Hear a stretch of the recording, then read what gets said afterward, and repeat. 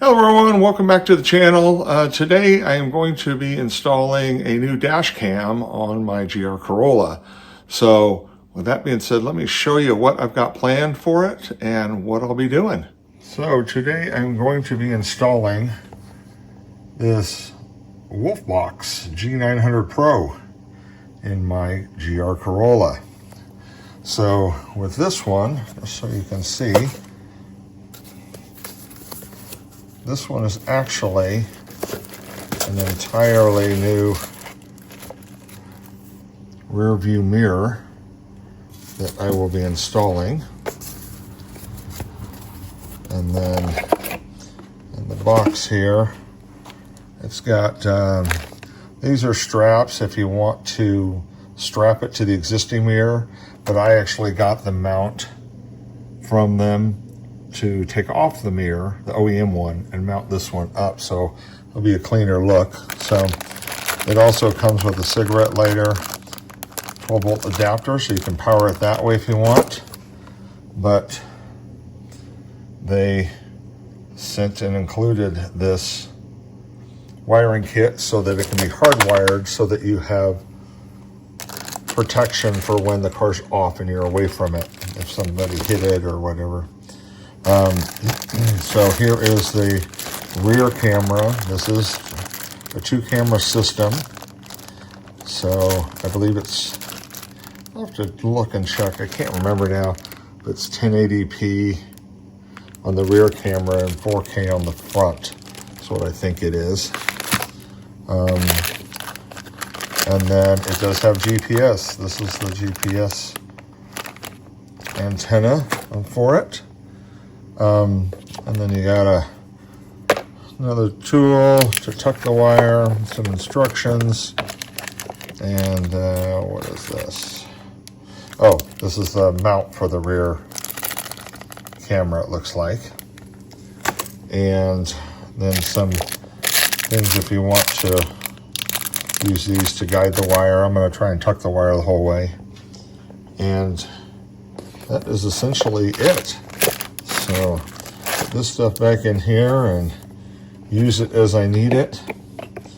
If you guys appreciate these kind of videos, I do try to go in and give all kinds of detail as I'm doing the different steps on these things. And it does take a while, so if you appreciate it, I sure would appreciate you guys hitting the like button, subscribe, and let others know. That would be fantastic. So, and with that being said, let's go ahead and get going. And I think I'm going to mount the rear camera first. I think I just put it back in here. Rear camera first and get that wire up to the front. I did. And we'll go from there.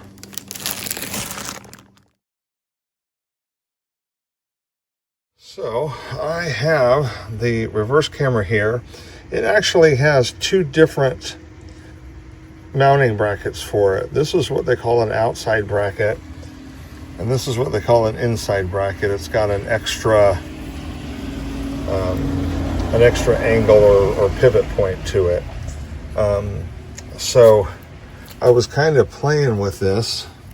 This is one of those things you have to do when you're doing something like this, is because there's not a specific place for it. But I think I'm going to mount it just like that. I will need to pop this off first, and I'm going to feed the wire down through here is the plan anyway. And then once I get it inside, then I can tuck it all the way up to the front where the camera's going to be. Let's pop this off. It's just unsnaps. There we go. Okay, there's a little clip holding it on right there. What I'm hoping to do is be able to pass the wire through there without too much difficulty. So I'm going to have to remove this gasket here though. I think I've devised a plan here. So I removed this trim piece here, and it's just pushing in on the 2 little tabs, one on each side there, and that release that just so it was out of the way.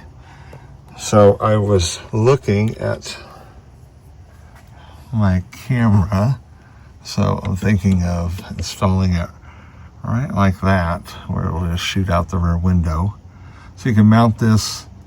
I could screw it into here. This is just plastic, but I'm just going to double stick it. Thought about I could even do it to the glass, but I thought I'm going to try it right here first and see how that works.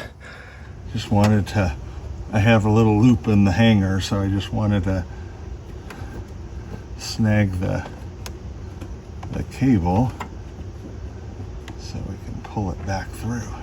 Oh, there it goes. There we go. Okay. There we go. Okay, there's our wire for our camera. Just so I can kind of recap here what I've tried and what worked. So this will mount here. This, I ran it down through. I disconnected this just so I could get to the front of it here. And I did this one. And I ran a metal coat hanger up to this point, passed the wire down through the plastic here so it was here, looped it with the coat hanger, and then I was able to pull it through to here, and then take this end, detach it from the hanger, and then drop it down through there. And so now I have access. So now I can connect the long wire all the way up to the front, and I can just tuck that.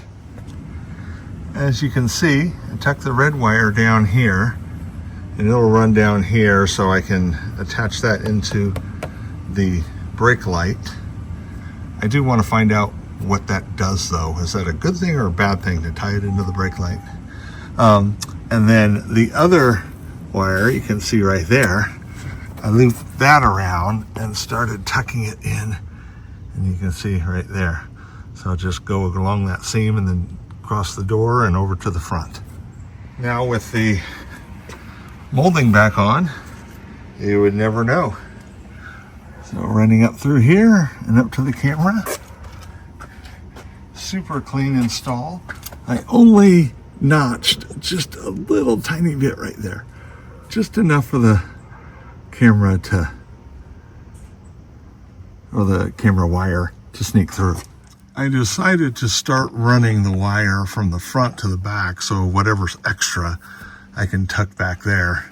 And I just tucked it up underneath here, and then down this line right here, and then right along this line, so that I went right along the front right door, right over this edge, and you can see where I am right there. So now I'm just ready to tuck it along the same line along the back door, and then it'll be back to the hatch. I bundled up the extra cord, and there's a lot of it. This could go a very long distance. And I'm gonna tuck it right back down into here. There's a nice little cavity down in there. And but I don't want it to rattle around and against the plastic or anything. So I got a piece of just white felt type of fabric for my wife, just a scrap piece that she had. And I'm gonna go ahead and tie strap it around this just to give it some cushion. There we go. So I got a tie, just wrapped it around it and then put a tie on it. Now I'm going to tuck it down. So I ended up tucking it right up in there. There's a little cavity right there. So it should close just fine. Find out in just a second. I'm at the point now, the rear camera is wired in, so it's time to get the front one set up. So some of the little bit of prepping that you need to do is I need to mount the arm onto here, and there's four little micro screws right here that do that. And then this whole plate will mount to the back of the camera. And with that, you just need to pop these pads off and unscrew the clips.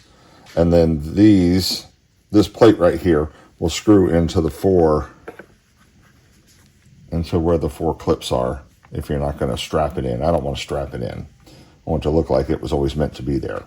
So I'll go ahead and get that done and then show you what this looks like at that point. So just to show you what you have to do to remove these, there's a little cover over it, and it's actually just stuck on it with adhesive. So you just need to get under it so you can pry it off. You can see it coming up here. There you go. So I'm not going to use those again anyway. And that will expose the little micro Phillips head screw. So then get that out. And then there's the screw right there. So see that? I mean, it is tiny, so don't lose it. So, and then you just want to get this little plate out. There we go. So, and it's just a little plastic plate with a hole in it. The screw goes through. So then this clip is, you just need to lift up on this edge here, and you'll see it, just so you can get it over the little lip where the screw goes in. And then once you get that up and over that, then just pop it out.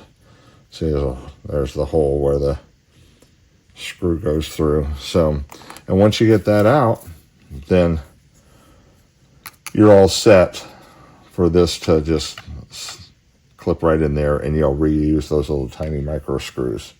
Mounting bracket is all on with the 4 screws. So nothing really exciting to show you there. Like I said, just take off the little clips here and then use the 4 screws to screw that back on. And now this is ready to be mounted. So I popped this panel off the side here to show you. Here's the fuse box right here. So it's tucked up under right here. My finger's touching it right here.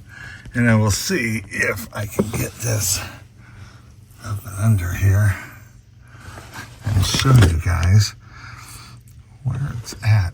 Oh, there it is right there. See, I popped the cover off already. So there's the fuse box. And to get a little bit better access to it, I removed this piece right here, which is just 2 Phillips head screws, and then just pinching these 2 clips, and this whole thing will pop down. Then if you push one of the side clips here, you can get the OBD plug out of it, and it'll just kind of fall down then and out of the way so that you can access the fuse box. So now it's just figuring out what fuses I need to get. So I need to find a fuse that is on all the time right now without the car running. And I need to find one that is switched on, so when the accessory is on or the car is running, it'll have power. So I've got my little test light here. So I can clip this onto a ground anywhere, like right here. And then I'll get under and I'll start testing some fuses and seeing which one. I'll look first, I don't have power on right now, so I'll look first to finding a hot lead right now. And this is going to be impossible to check, but I'm going to go ahead and figure that out, and I'll let you know which ones work. I'm telling you, these little fuses are small. First fuse I checked was this 15 amp blue one, because there were a lot of red 10s. I thought, oh, let me just check that one because it was easy to see. I think it's the radio, so right there, because next to it there's no fuse, so I think it's that radio one right there. And so I just used a little tiny pair of needle nose pliers, pulled that out. So now I need to find the same one here, the same design that fits that. And there it is right there. So they already put the fuse into it for the mirror. So then what you do is you take your little fuse that was in the fuse box, and you put it right there, just like that. And then this one, now I'll plug this back into that same fuse position, and then this plug right here will plug into the yellow one, because you'll notice that this says B+, so that means for battery power always. So, and this one was always hot, so I'll just make that connection and that'll be done. Now I need to find one that is off right now with no power, but when I turn the key on, the car on without starting it, that I have power. So I need to find that one right there. And then we'll give you 2 bags of these because you need one for each thing. So then I'll find the other one. There it is right there. And we'll get that connected. And then it'll just be a matter of running this wire up to the camera. Most of this, I think I'm going to try to keep under the dash, because this is long. This has got a lot of wiring. This will be more, I think, more than enough to reach from the camera down to the fuse box. So I will let you know. Once I get those 2 things done, then I'll go ahead and snap this back on.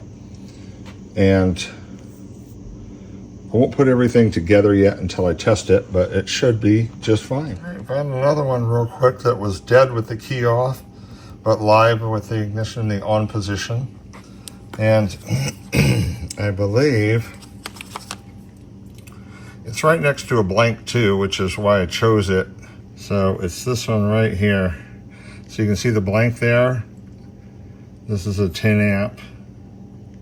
That one right there, the ECU one. So take this and we will, I'll insert it into there. There we go. Now, this works just like it would before, but this is just piggybacking off it through its own circuit. It's just getting power. So it's literally like taking this lead and just sticking it onto that pin and pinching it in. But this is clean, safe, everything's protected. The only thing looking in on that though is I realized that I won't be able to put the cover back on because these stick out.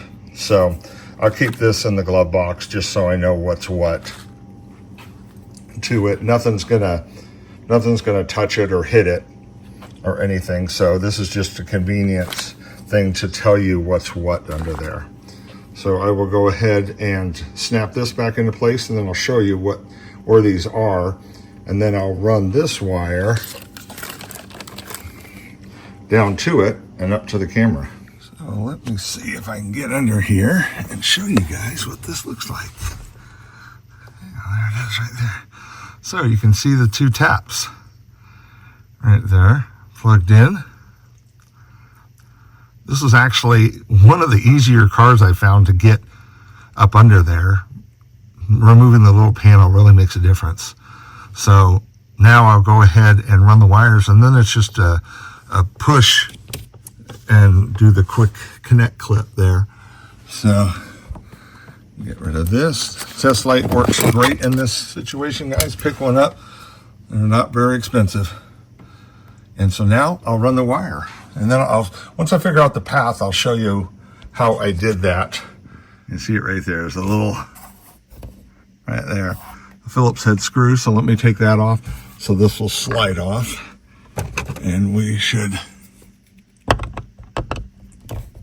be invisible. Oh, it's not a Phillips head.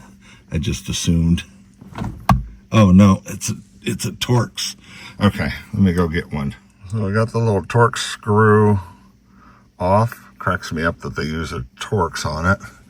So now the mirror literally just kind of hangs right on that little piece right there. And it is off. So you can see where the screw goes into it. I grabbed this too. I looked and they've already got a screw in it. And it'll accept a Phillips head, which is just a lot easier. This is not a high tension thing. So, yeah, so it's already kind of pre-threaded into there. So you can see the little shape is the exact same. This one is designed for Toyotas. There we go. And just slips right over that. I'll go ahead and tighten the set screw. There we go. So now the mirror is on, and now you can see right at the top too are places to plug in. So there's the GPS, there's our memory card, there's our Type-C for our power, and I am guessing that that must be the rear camera right there, because that's the only plugs. I haven't looked. I didn't even look at the directions, but figured it was self-explanatory, which it is. So Type-C, AV, and GPS. And I'll run the GPS cord. Not 100% sure where I want to put it. I could put it high on the window, like right up there, or even right here. Or I could run it all the way down into the corner too. I'll figure it out. I'll see where that goes and show you. So let's go ahead and plug this one in. There we go. Once I do that, there we go. Let's start running. I'm going to start feeding the power up through here. I'm going to come down here and then through this and then down the A-pillar. And then from the A-pillar right there, I'll figure out which way and I'll show you. As a recap here, so there is the power cable. I ran it up under the windshield here, under the hood lane, or the liner for the roof, the ceiling. And then down, it popped out right here along this seam, and then I ran right along the A-pillar here, down underneath the weather stripping, and all the way down to here. And this is where I popped out. So there is a cover that will go right over here and protect all this. This works really well because the control box, or whatever this is, will be able to go right down into here, into this area, and be protected there. And then I've got, there's the two connections right there. And I'm thinking I can probably just ground this right to the same ground that I already am using. So that should be nice and simple. So this is just literally plugging in now, routing them how I want around this. There we go, all tied up in there. I've got some tie straps to anchor it so it doesn't move around. It's nice and solid. So here's the wire coming down right here. All this will be tucked away behind the cover. So I'll snap this back on real quick. I'll put this cover back up under here, reattach this. It just snaps into this hole right here, so it's super easy.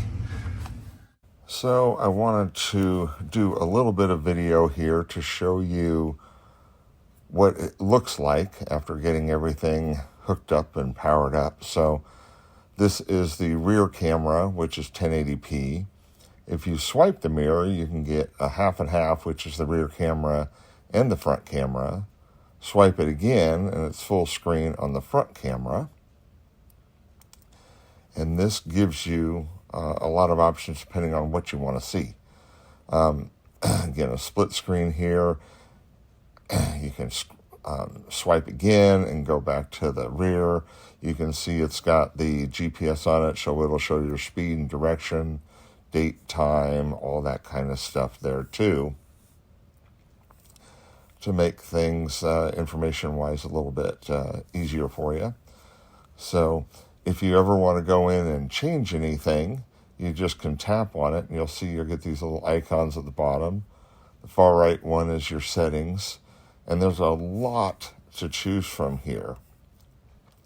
So you can just scroll up and down. Keep in mind this is a touch screen, so you can scroll up and down it and pick and select anything you want and go into each one and kind of play around with it and see what you want to do as far as date, time, GPS settings, security settings, all kinds of things that are really available for you to select. Resolution settings, all the typical stuff that you see on a lot of different dash cams if you've owned them before. You can click on that and actually select the view you want to be your main one that it goes to. You can also select, if you notice in the top left there, the resolutions. And so this will give you a choice of what you want to do as far as video quality or storage capability. This will take up to, I believe, a 512 gig card, so it'll hold a lot of information. So I try to do these videos and do them really detailed to help you guys out. And, if you've never installed something like this, help you out, let you know how to do it. So I hope you guys appreciate it. Sure would appreciate you hitting that like button. Subscribe if you don't already subscribe. And really help out myself and the channel. And, any questions, please holler. And until next time, guys, we'll see you down the road.